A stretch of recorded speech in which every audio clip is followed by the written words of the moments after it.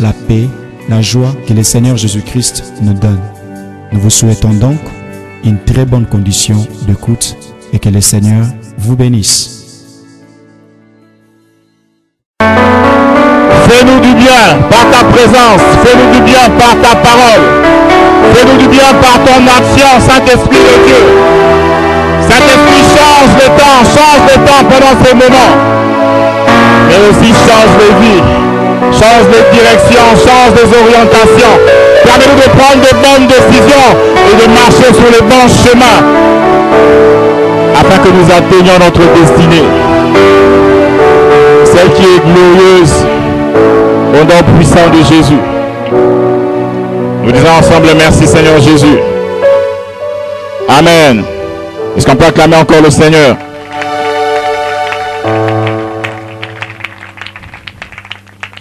Gloire à Dieu. Je vais rapidement lire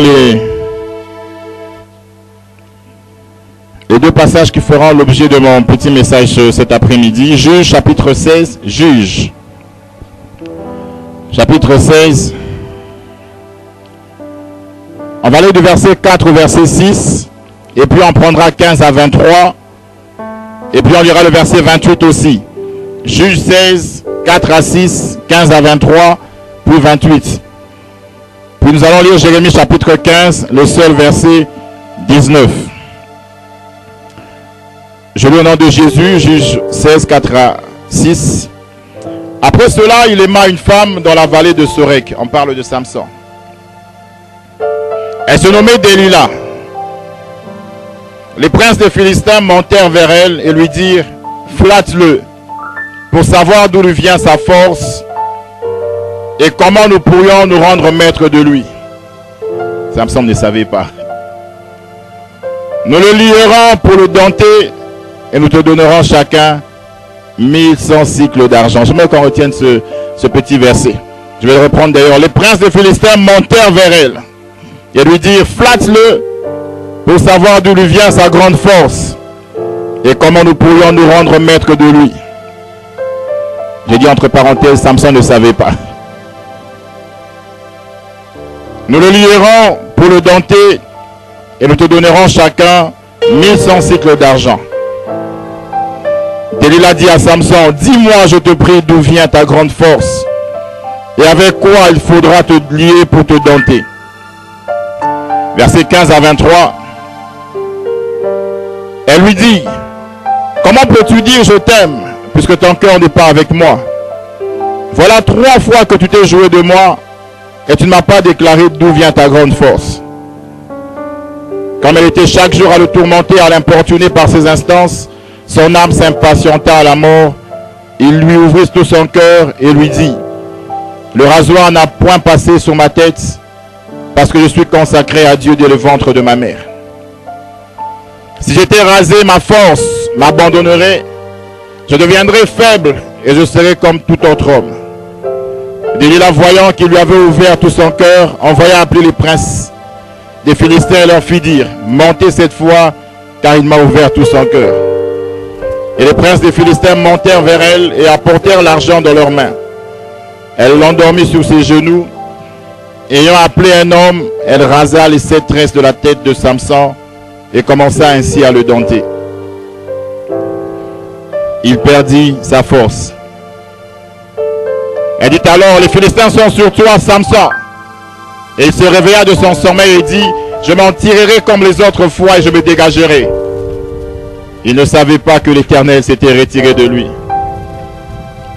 Les Philistins le saisirent et lui crevèrent les yeux.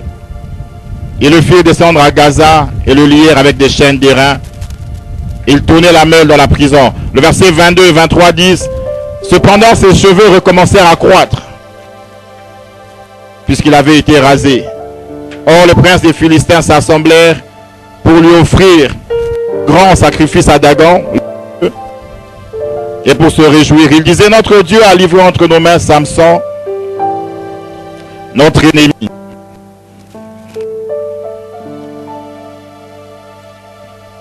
Le verset 28 dit, alors Samson invoqua l'Éternel et dit, Seigneur Éternel, souviens-toi de moi et je te prie, ô Dieu, donne-moi la force seulement cette fois et que d'un seul coup je tire vengeance des Philistins pour mes 2 yeux. Jérémie chapitre 15. Le seul verset 19.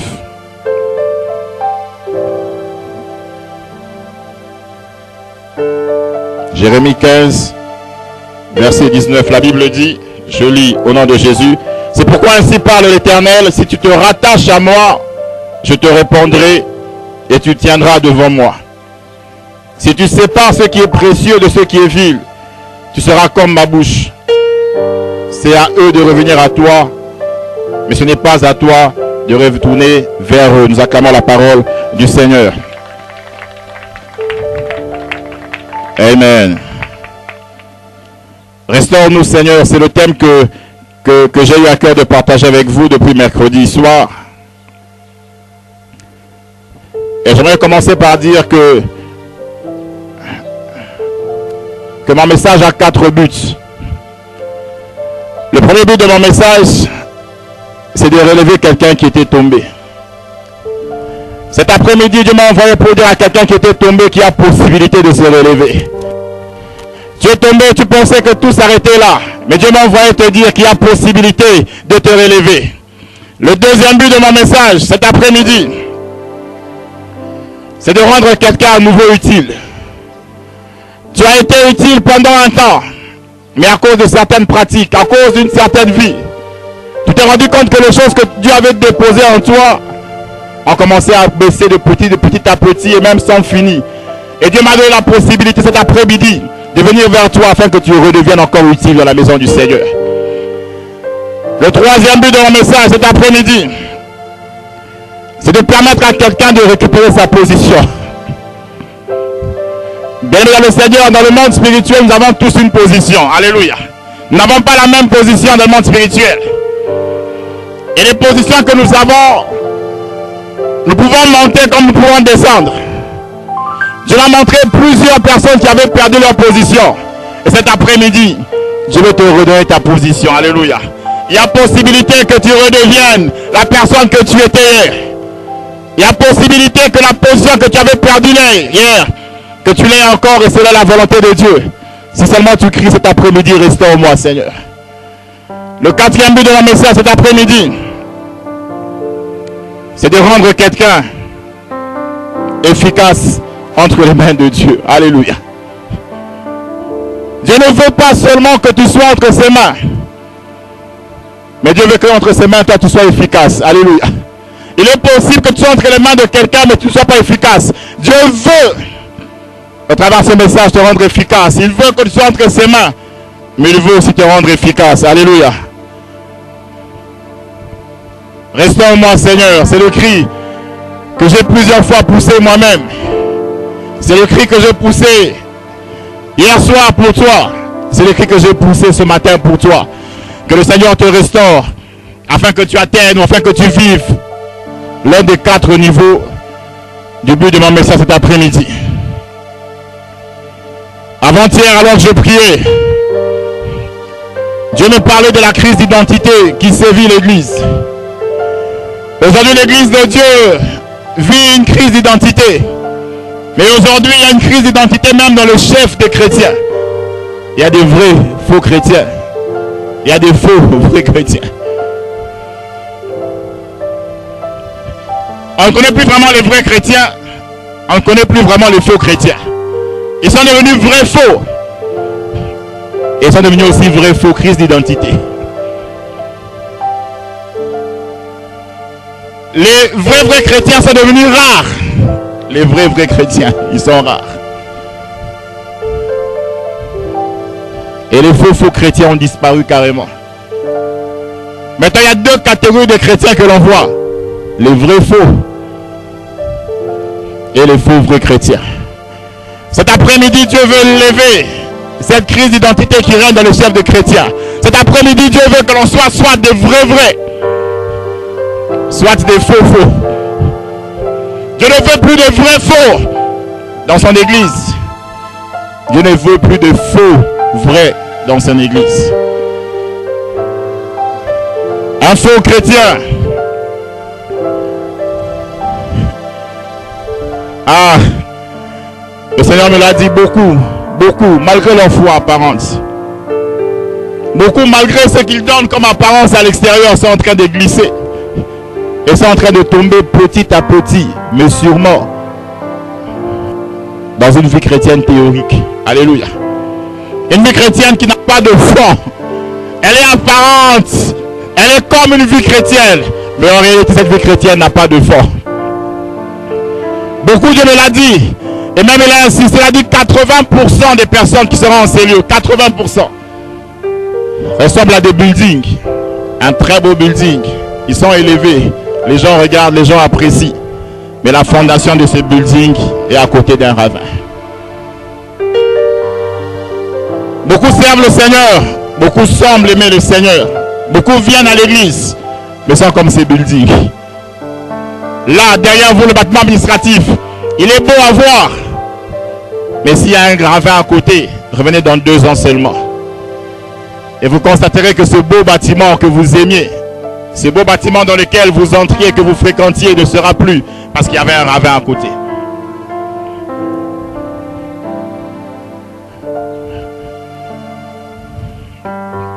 Dieu aimerait nous secourir cet après-midi. Dieu aimerait qu'il y ait un changement dans nos vies cet après-midi. L'église est remplie de vrais faux. C'est-à-dire des vrais chrétiens. Vrais faux. C'est-à-dire des vrais chrétiens. Ils ont reçu le Seigneur Jésus. Ils viennent à l'église, ils participent au culte. Ils participent à la vie de l'église. Mais ils ont aussi un mauvais témoignage. Ils sont aussi impudiques. Ils sont aussi menteurs. Ils sont aussi tricheurs. Mais ils ont reçu Jésus. Vrai, faux chrétiens. Alléluia. Ils sont vrais parce qu'ils ont reçu Jésus. Mais ils sont faux à cause de leur vie. Ils sont vrais parce qu'en eux, ils ont reçu la vie de Dieu. Mais ils sont faux par leur marche. Ils sont faux par leur témoignage. Ils sont faux par leurs paroles. Ils sont faux par leur action. Des faux vrais chrétiens. Ils ont rempli l'église, mais ils ont aussi rempli les gers. À côté de ces faux vrais chrétiens, il y a des vrais faux chrétiens. Eux viennent à l'église. Eux participent à la vie de l'église. Mais ils sont aussi dans les loges. Ils participent à la vie de l'église, mais ils n'ont jamais reçu Jésus. Mais ils viennent à l'église. Ils sont même ouvriers à l'église. Mais aucune relation entre eux et Dieu. Et lorsqu'on les regarde, on a comme l'impression qu'ils sont vrais. Mais ils sont des faux vrais. Alléluia. L'église est remplie, j'ai dit, de ces 2 catégories de personnes. Des vrais faux. Mais aussi des faux vrais chrétiens. Et malheureusement, même les vrais chrétiens, qu'on devrait normalement retrouver dans l'église, passent aussi par des moments où ils ont des crises d'identité. Ils font ce qu'ils ne veulent pas faire. Ils vont là, ils ne veulent pas aller. Ils ne veulent pas, mais ils le font. Ils n'aiment pas, mais ils le font quand même. Ils sont un peu peut-être comme Paul dans Romains, qui veut dire que le bien que je veux faire, je ne le fais pas, je ne le fais pas. Pourtant, je veux le faire. Le mal que je ne veux pas, le mal que je condamne, le mal que je veux rejeter, je me retrouve en train de le faire. Crise d'identité au sein de l'église. Ah, je veux avouer que dans mon parcours avec le Seigneur, j'ai aussi connu des crises d'identité. Je n'ai pas été un faux vrai. Je n'ai pas été un vrai faux. J'ai été un vrai vrai, mais avec une crise d'identité. N'aimons pas, mais faisons. Ne voulons pas, mais allons. Mais j'ai crié comme Paul. Alléluia. J'ai crié qui me délivrera. Et j'ai vu qu'il y avait possibilité pour Dieu de me restaurer. Cet après-midi, j'aimerais parler à un vrai faux. Cet après-midi, j'aimerais parler à un faux vrai. Cet après-midi, j'aimerais parler à un vrai vrai. Mais qui se retrouve dans une crise d'identité qu'il est possible que les choses changent si tu cries au Seigneur. Cet après-midi, alors que le berger voulait que je parle d'autre chose, je lui ai dit Dieu m'a conduit autrement. Parce que Dieu veut récupérer un vrai faux. Dieu veut récupérer un faux vrai. Mais Dieu veut sortir un vrai vrai de la crise d'identité. Cet après-midi, alors qu'on sera en train de prier, je veux que tu désires la restauration. Je veux que tu cries à Dieu, car la restauration est possible. Mais elle est aussi disponible cet après-midi. Le passage que nous avons lu, c'est l'un des passages les plus tristes de la Bible. L'un des passages les plus tristes de l'histoire de la Bible. Parce qu'elle nous raconte l'histoire d'un champion qui finit sa vie prisonnier. Elle nous raconte l'histoire d'un champion qui finit sa vie aveugle. Samson. Samson était le champion de Dieu. Mais Samson a commencé à ouvrir des portes qu'il ne devait pas ouvrir. Samson était le champion de Dieu. Mais Samson a commencé à jouer avec le péché. Samson était le champion de Dieu. Mais Samson a commencé à autoriser à des choses qui ne devaient pas faire partie de sa vie, de faire partie de sa vie. Samson, le champion de Dieu, termine sa vie prisonnier. Samson, le champion de Dieu, termine sa vie aveugle. Ah, regrettable. Parce que lorsqu'on regarde 1 Samuel, j'allais dire Juge, chapitre 13, on se rend compte que Dieu avait un plan pour Samson avant sa naissance. Dieu avait parlé de Samson avant que Samson naisse. Dieu avait dit, il sera le libérateur. Il sera celui qui va délivrer. Il sera le champion d'Israël. Il sera mon champion. Samson n'était pas né. Mais celui de qui Dieu a parlé ne termine pas sa vie libérateur. Celui de qui Dieu a parlé ne termine pas sa vie champion. Celui de qui Dieu a parlé termine sa vie prisonnier entre deux chaînes et aveugle.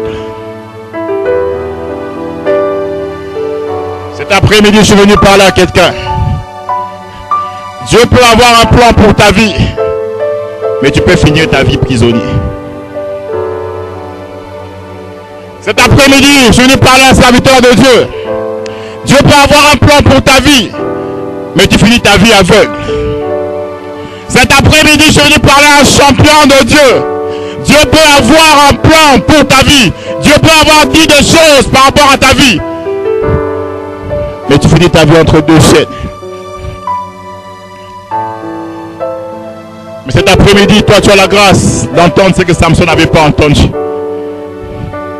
Tu n'auras pas le droit de finir ta vie comme Samson. Tu n'auras pas le droit de finir ta vie prisonnier. Tu n'auras pas le droit de finir ta vie aveugle. Parce que tu auras entendu ce que Samson n'avait pas entendu.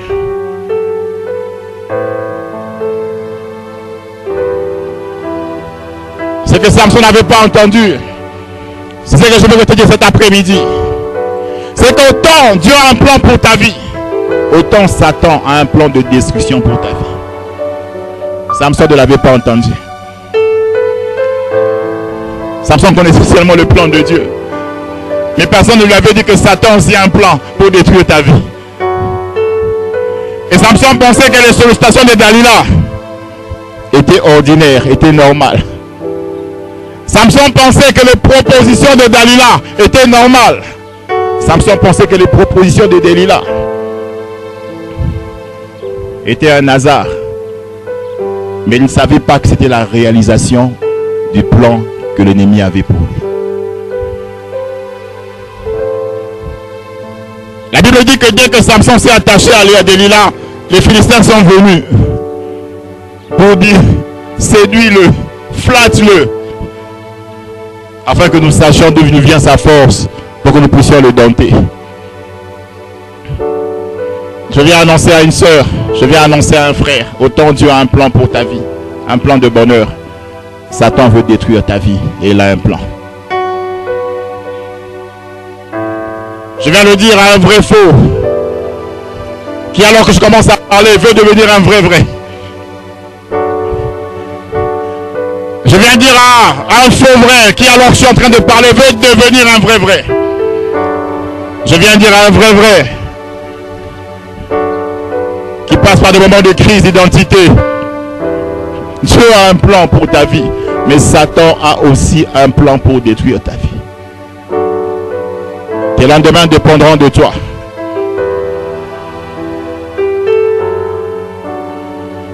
Tes lendemains ne dépendront pas seulement de Dieu,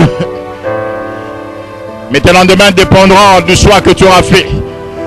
Tes lendemains dépendront de ce que tu auras accepté, des portes que tu auras ouvertes, des alliances que tu auras conclues, de la discipline ou non que tu auras accepté dans ta vie.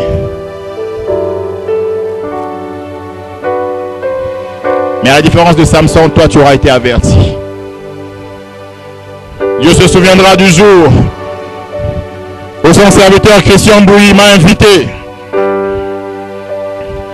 et m'a donné une orientation de la prédication, mais que lui dans sa présence m'a donné une autre orientation parce qu'il voulait que tu ne vives pas ce que Samson a vécu. Dieu se souviendra du jour où il m'a envoyé te parler, où tu as entendu sa parole, parce qu'il voulait te prévenir, ou vous voulez te guérir si tu es déjà dedans. Mais il ne voulait pas que tu finisses comme Samson. Autant Dieu a un plan pour ta vie, autant Satan a également un plan pour ta vie. Mais je n'aimerais pas que tu termines comme Samson. Je l'ai dit alors que je priais. Dieu m'a montré plusieurs vies en train d'être détruites par le péché. J'ai dit 80% des personnes qui sont en cellule, 80% ont une vie qui est en train d'être rangée, mais être détruite petit à petit. 80%. Pendant que je parle, ils sentent que c'est eux, parce qu'ils se connaissent. Pendant que je parle, il y a une chaleur dans ton cœur, parce que tu te reconnais comme vrai faux, comme faux vrai, ou comme vrai menton de crise. Et Dieu m'a donné 4 signes. 4 signes par lesquels il a enfoncé les clous pour que tu te reconnaisses, alors que ton cœur est en train de bouillonner. 4 choses qui sont comme des signes au-delà de toi et qui montrent que Satan a déjà commencé à te détruire, que Satan a déjà, comme un serpent, lancé son venin, qui est en train de faire son travail. Tu n'es peut-être pas encore au dernier niveau, au dernier moment de ta vie, mais la vie a déjà commencé à être détruite. Le venin est déjà en train de fonctionner. Et ces choses, m'a dit le Seigneur, sont manifestes dans ta vie par 4 choses. La première, c'est que tu commences à faire ce que tu ne faisais pas avant. Regarde ta vie, examine ta vie. Tu commences à faire ce que tu ne faisais pas. Ce que tu avais refusé de faire quand tu avais reçu Jésus, ce que tu avais abandonné, tu es revenu sur ces choses. C'est un signe que le venin a déjà commencé à fonctionner en toi. Mais le deuxième signe que Dieu m'a donné, c'est que tu es devenu tolérant. Tu es devenu trop tolérant. La sanctification pour toi, ce n'est plus une contrainte. Ça dépend. Alors qu'au début, tu étais intransigeant. Au début, ton oui était oui jusqu'à la fin. Ton non était non, il était fort. Mais maintenant, ton oui peut facilement basculer à non. Maintenant, ton non peut facilement emprunter le chemin de ton oui. Tu es devenu tolérant. Avant, il était inadmissible que tu regardes les films pornographiques. Inadmissible. Et maintenant, ça dépend. Je ne le fais pas trop, mais je le fais quand même. Le venin est déjà entré. Je ne le fais pas souvent, mais il m'arrive de le faire. Ma soeur, le venin est déjà entré. Tu es en train d'être détruite petit à petit. C'est seulement une question de temps si tu ne te révèles pas cet après-midi. Si tu ne te relèves pas cet après-midi. C'est simplement une question de temps. Je suis modérateur, je suis prédicateur.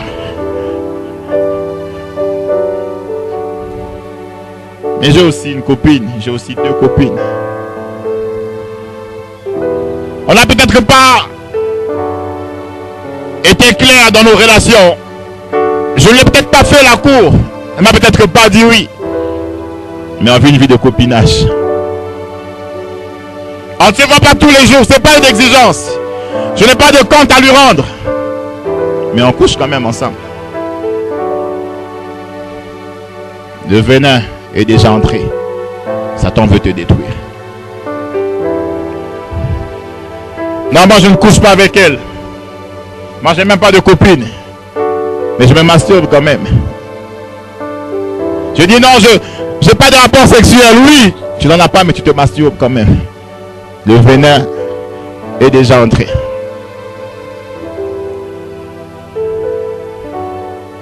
Mais la volonté de Dieu, le désir de Dieu, cet après-midi, c'est de te restaurer. Parce que le venin est entré. Je sais ce que je dis. Parce que Dieu m'en a parlé. 80%. Je vais continuer à le répéter. 80%.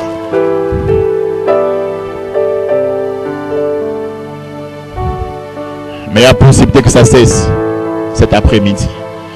Et même, je n'aimerais pas que tu quittes ces estrades. Je n'aimerais pas que tu quittes cet endroit sans réparer. Je voudrais bien que tu entres au cours cet après-midi. Mais j'aimerais mieux que tu répares d'abord avant d'entrer au cours. Je voudrais bien que tu entres au cours. Mais j'aimerais un peu plus que tu perdes 30 minutes. Mais pour avoir ta destinée. Cet après-midi, je l'ai demandé à Dieu, mais ça ne dépend pas de ma prière. Dieu a voulu nous restaurer cet après-midi. Il a voulu nous restaurer. C'est dans son programme. Il veut te restaurer.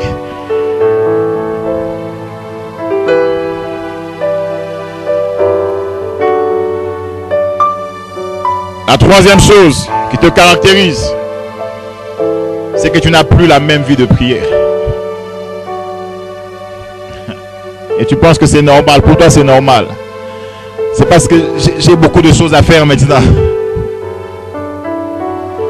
C'est parce que le cours jusqu'à 18 h, je voudrais bien, mais j'ai pas assez de temps pour prier. Tu penses que c'est normal. Le venin est déjà entré.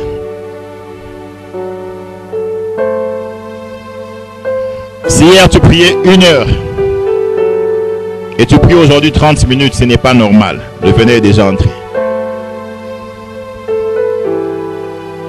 Alléluia. Tu es capable d'entrer dans ta chambre et de faire 1 heure, tu pries. Mais aujourd'hui, après 15 minutes, tu es essoufflé. Mon frère, ma soeur, ce n'est pas normal. Le venin est déjà entré.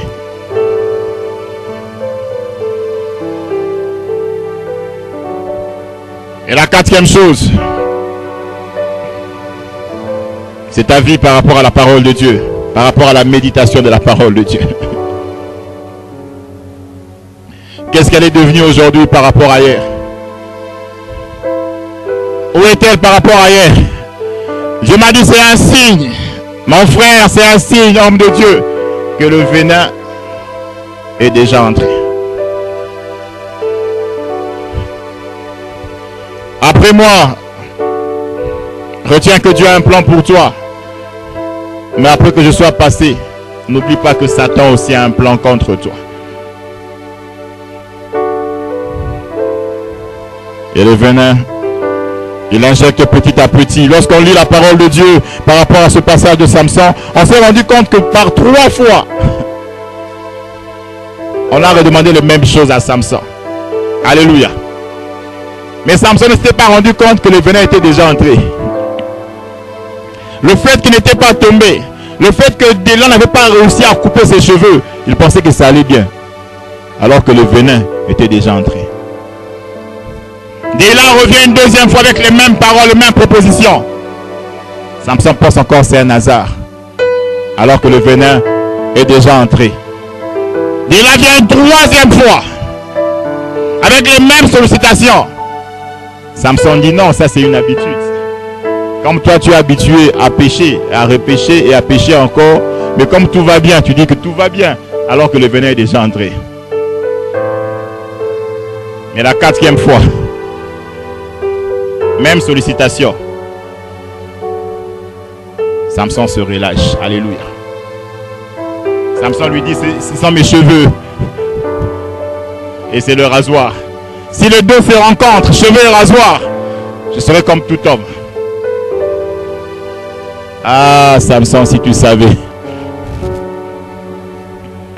Samson, si tu savais que c'était organisé depuis le monde des ténèbres. Si tu savais que ce n'était pas un hasard, Samson. Si tu savais que c'était planifié. Si tu savais, si tu savais, si tu savais. Mais toi, contrairement à Samson, tu sais.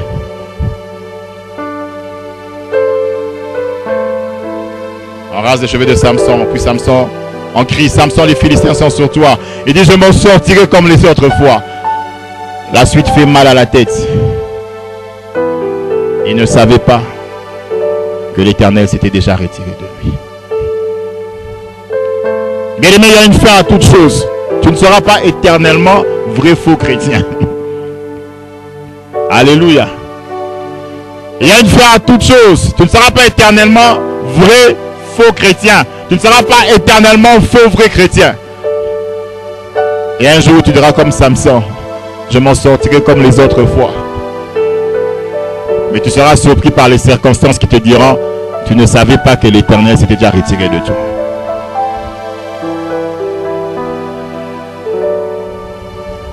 Tu as besoin de la restauration cet après-midi. Tu as besoin de la restauration. Tu as besoin d'être restauré. Tu as besoin, comme je l'ai dit au début, d'atteindre les 4 niveaux dont je parlais, qui sont le but de mon message. Mais en terminant, j'aimerais dire que cette restauration n'est pas le fruit d'un hasard. La restauration n'est pas automatique. La restauration n'est pas comme le fait d'une explosion. Il y a des critères pour que la restauration vienne dans nos vies.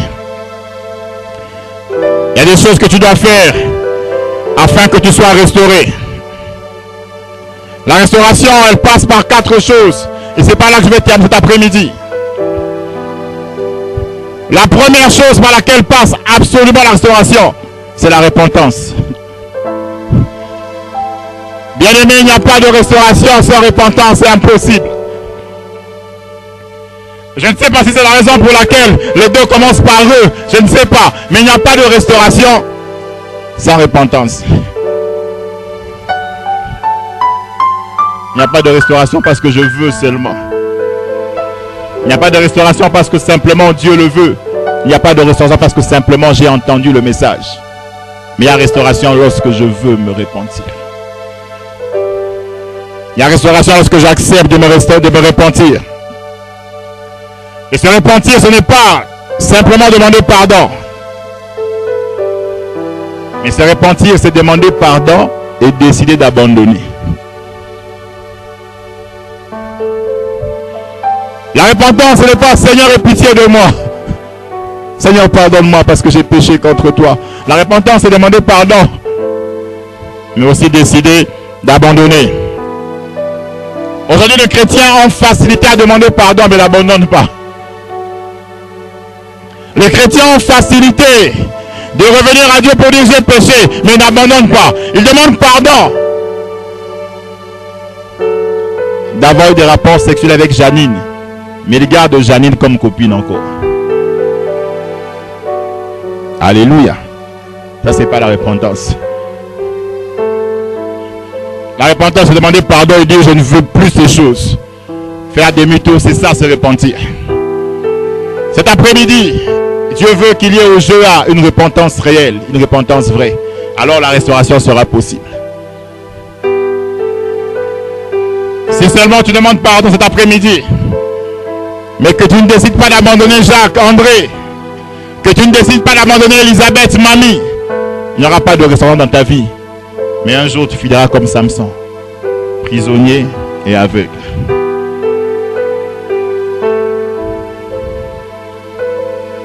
La deuxième chose qui est comme condition pour qu'il y ait restauration, c'est être à nouveau amoureux de Dieu.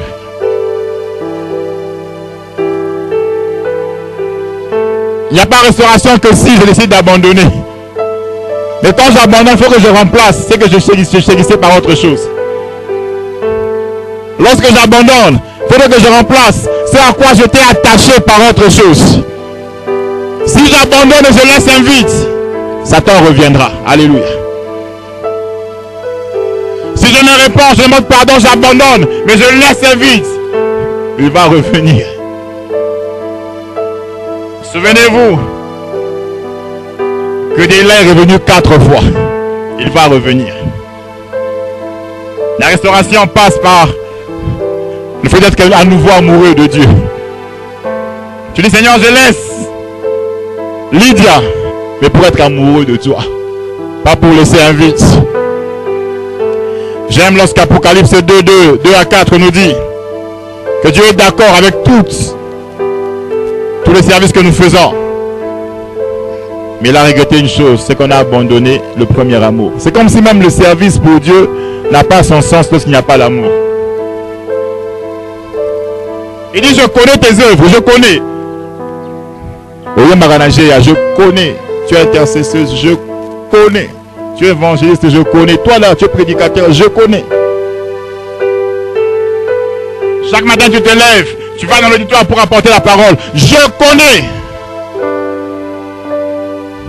Mais j'ai quelque chose contre toi, c'est que tu as abandonné ton premier amour. Ça ne me réjouit pas. J'aurais même voulu que tu n'évangélises pas, mais que tu m'aimes seulement. J'aurais voulu que tu ne sois pas intercesseur, que tu le reportes pour l'année prochaine, mais que tu m'aimes d'abord. Et toi, tu as abandonné le premier amour.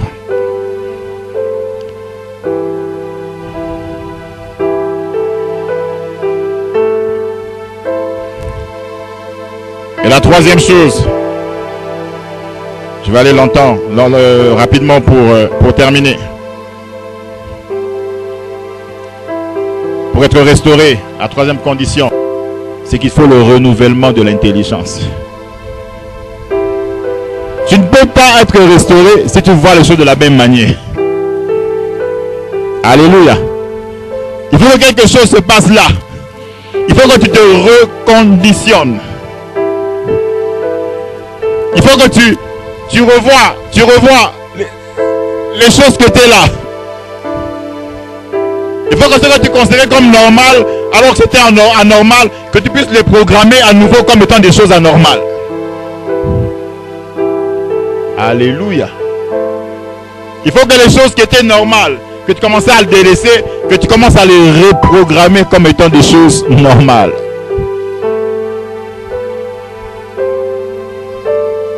Il faut que la sanctification qui n'était plus une contrainte pour toi, que tu la reprogrammes maintenant comme étant une contrainte. Alléluia. La sanctification n'est pas une option, c'est une contrainte. Je dois me sanctifier. Et la quatrième chose et dernière chose qui permet une restauration, c'est la consécration. Amen. Pas de restauration sans consécration. Mais la consécration passe souvent par deux choses. La prière, mieux l'abondance des prières, mieux encore la régularité de l'abondance des prières. Des prières sur prière, après prière, plus prière fois prière. Mais la restauration ou la consécration passe aussi par la lecture et la méditation de la parole de Dieu. Je ne peux pas devenir un homme consacré si je ne prie pas. Ce n'est pas possible. Je ne peux pas devenir un homme consacré si je ne médite pas le Saint-Livre. Ce n'est pas possible. Ce n'est pas possible. Parce que quand tu médites la parole de Dieu, alors tu es transformé en la même image. Tu deviens ce que tu médites. Tu deviens ce que tu médites. Si tu ne médites pas, tu ne deviendras jamais, parce que tu n'auras jamais médité. La Bible déclare que la foi vient de ce qu'on entend. Mais ce qu'on entend vient de quoi? De la parole de Christ. Alléluia. Tu as entendu. Mais il faut maintenant que tu médites. Il faut maintenant que tu creuses. Tu as entendu qu'il est possible que tu sois restauré. Mais il faut que tu creuses maintenant. Tu as entendu dire que la restauration passera absolument par la consécration. Maintenant, il faut que toi, tu creuses. Sinon, ce que tu as entendu ne sera qu'un discours. Et pourtant, c'était la parole que Dieu a envoyée pour cet après-midi.